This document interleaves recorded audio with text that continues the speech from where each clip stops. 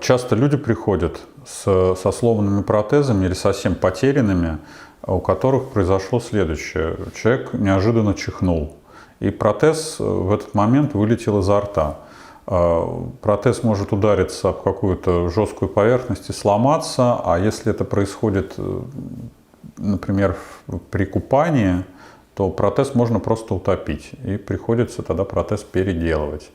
Поэтому настоятельно советую при чихании стараться прикрывать рот, чтобы если протез даже если вылетит, то он никуда не улетел и не потерялся и не сломался.